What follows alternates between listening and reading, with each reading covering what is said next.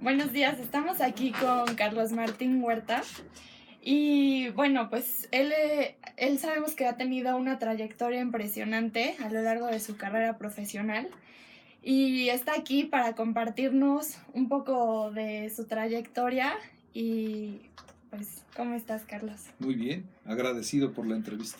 Qué bueno, gracias ¿Tú? por estar bien, un poquito nerviosa, pero bien. Pero no hay por qué ponerse nervioso. A ver, cuéntame, ¿de qué se trata? Bueno, esta materia es de comunicación y estudio de medios y prácticamente yo te tengo que preguntar más o menos cómo es lo que tú has vivido y cómo entraste a Grupo ASIR, cuántos años llevas aquí trabajando, eh, qué es lo que más te gusta, ¿no? Entonces, cuéntanos un poquito de cómo empezaste y lo que cómo le has hecho para lograr tanto y estar aquí.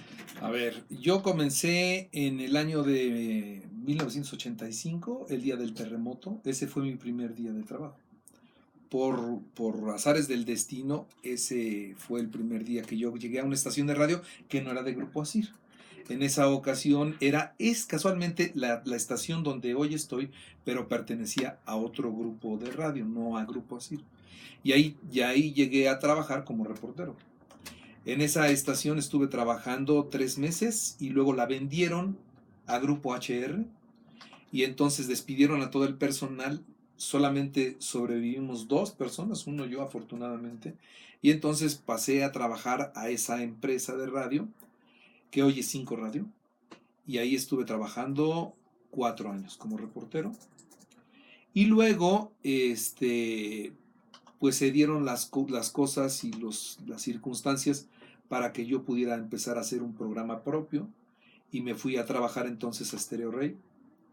En Stereo Rey estuve 5 años y al quinto año me ofrecieron el trabajo aquí en Grupo ASIR y aquí ya tengo 21 años. Entonces tengo 30 años de hacer noticias en la radio y de estar todos los días a las 6 de la mañana. ¿Cómo le haces? Pues yo creo que trabajando siempre, sin descanso, siempre a las 6 y siempre es a las puntual y no dejar ningún día. Desde que comencé, la disciplina en los horarios y la disciplina en el trabajo para mí ha sido fundamental. Yo creo que todos los que llegan a conseguir mucho tiempo en su trabajo y a tener mejores posiciones en su trabajo está en función de la constancia, de la disciplina, de la responsabilidad, y eso es lo que yo he tenido, creo que como una norma de vida, y pues eso es lo que me permite hoy tener 30 años en el radio. Muy bien. Oye, a ver, y yo te quería preguntar, nosotros estamos viendo que hay 5 niveles de influencia a nivel microeconómico y macroeconómico. Y lo que esto dice es que son factores, o sea, son los factores individuales, que, por ejemplo, lo que tú dices es la manera en la que vas a impactar a tu audiencia, ¿no? Pero ¿cómo le haces si tú tienes un mal día o si estás enojado, si estás triste? ¿Cómo le haces para que tú no te vean así, ¿no? O Sí, sea, mira, este, yo creo que eso tiene que ver mucho con la vocación. Yo tengo vocación para estar en el radio y la descubrí desde que era niño, desde que era muy pequeñito yo jugaba al radio, siempre jugaba, a eso me dedicaba. En las consolas de los abuelos de antes, que se ponían los acetatos y que se limpiaban los discos con una esponjita, con esa esponjita ese era mi micrófono y ponía mis discos y presentaba mis canciones. Siempre quise estar en la radio, entonces siempre tuve la vocación de hacerlo y esto me lleva a disfrutar el trabajo que hago. Entonces, no me poncho, no me distraigo, no estoy aburrido, no estoy de malas. Cuando estoy en el micrófono lo hago bien, lo hago como me gusta hacerlo siempre. Y cuando me siento aquí en la cabina disfruto lo máximo de la vida. Entonces no siento tener esos altibajos, ¿no? okay. Porque cuando llego lo disfruto siempre, entonces siempre estoy igual.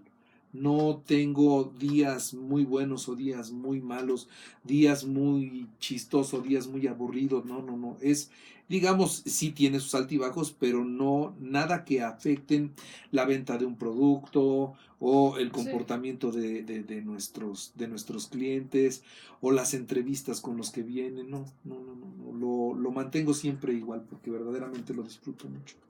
Ok. Pues también yo te quería preguntar, ¿cómo es la manera en la que tú te levantas y qué haces? Así, cuéntanos de tu día. 4:30 de la mañana suena el despertador y a esa hora me levanto, me baño, y llegamos acá al estudio para pasar el noticiero de 6 a 10 de la mañana. Salgo a las 10, vemos cosas aquí de la oficina, luego tengo otro noticiero de 1 a 2 de la tarde, luego tengo otro trabajo que es una consultoría que también atiendo en la Avenida Juárez, y luego tengo el trabajo en la televisión de 9 a 10 de la noche. Entonces mi día comienza a 4:30 cuando me levanto y termina cuando salgo de la televisora, que más o menos salgo a las 10:15 y ya me voy a descansar. Duermo a las 11:30, 5 horas diarias, y al otro día otra vez. ¿Y no te sientes cansado? Sí, sí, normalmente el viernes ya llegas cansado, ya te sientes con mucho sueño, pero como te gusta lo que haces, Claro, entonces no te pesa. ok. Eh, a nivel extramedios y diciendo así de las autoridades, que prácticamente los que a veces definen lo que vas a decir son pues, el gobierno, la iglesia, la religión, ¿no?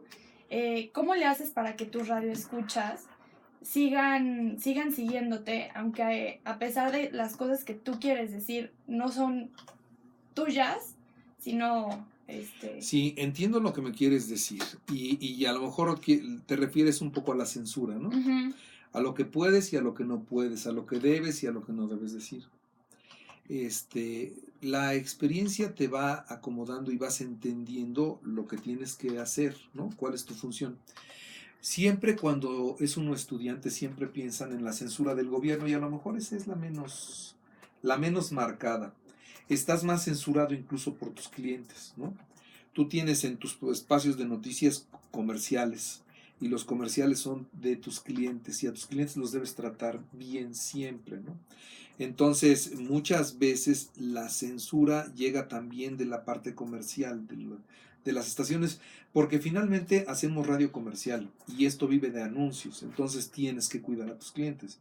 No puedes hablar mal de un mal servicio que te den en una tienda que se anuncia contigo, porque pues entonces ese cliente se te enoja y se sale, ¿no? O sea, tienes que cuidar todo eso. ¿Es difícil? Sí, pero tienes que saber hacerlo. ¿Cómo no lastimar al cliente de la tienda fulana, o cómo no lastimar al servidor político, al servidor público de tal dependencia?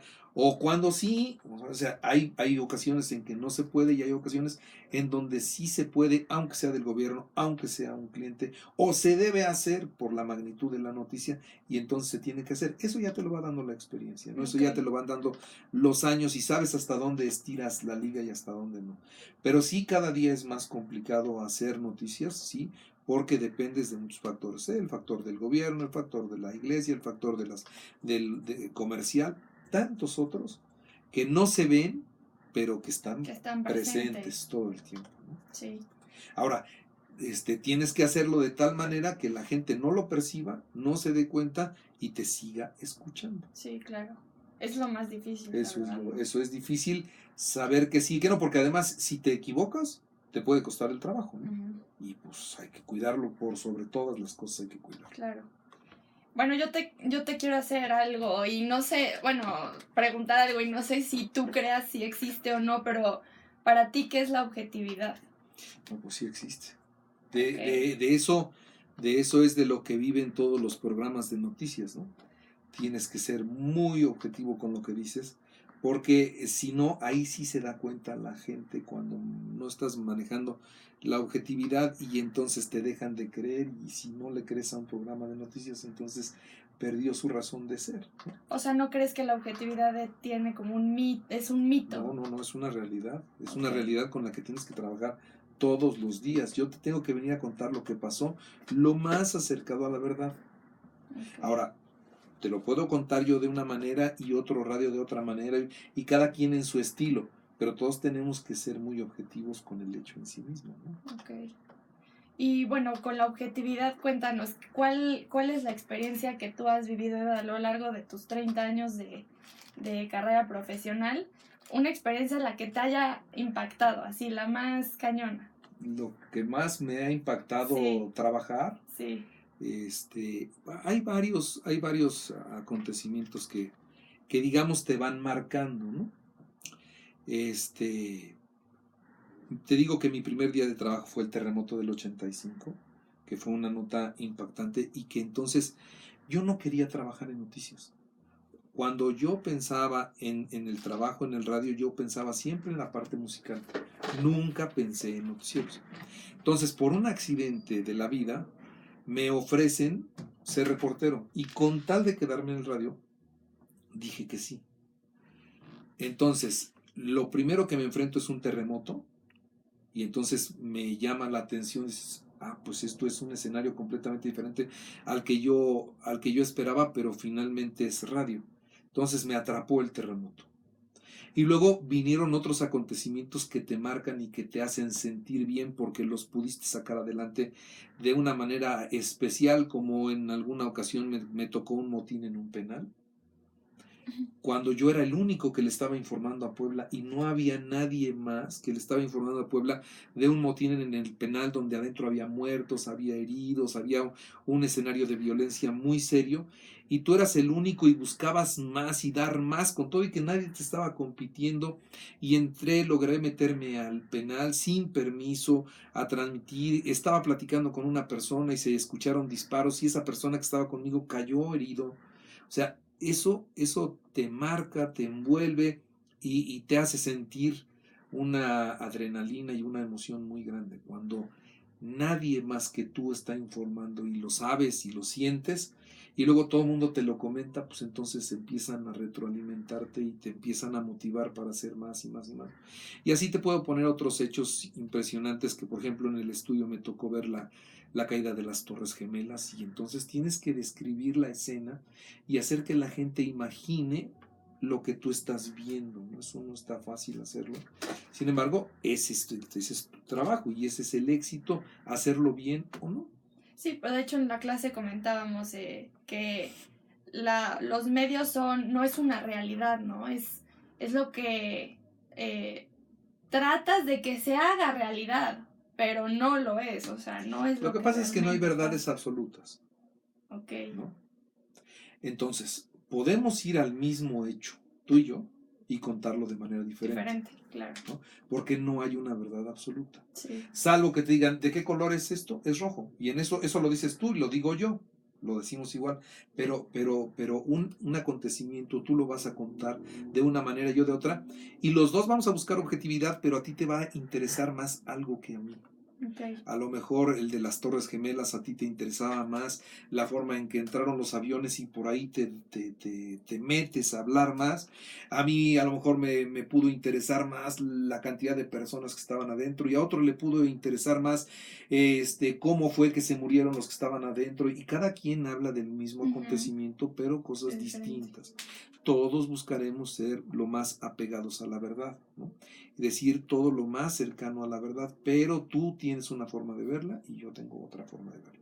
No hay verdades absolutas en esto. Claro, ok.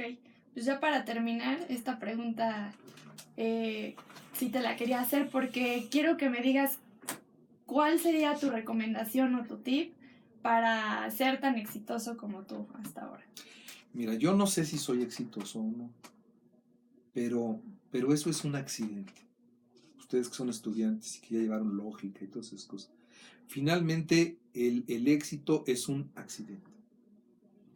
Puede llegar o no puede llegar. Lo que tú tienes que hacer es comprometerte primero a estudiar y después a trabajar sin tregua. Todo lo demás llega solito. El dinero, el reconocimiento, la fama, todo llega. Eso no lo busquen. El estudiante que sale buscando dinero se equivoca. El estudiante que sale buscando fama se equivoca. El estudiante que busca... No, no, no. El reconocimiento de entrada nunca va a llegar. Ese llegará con el tiempo. Hagan las cosas bien.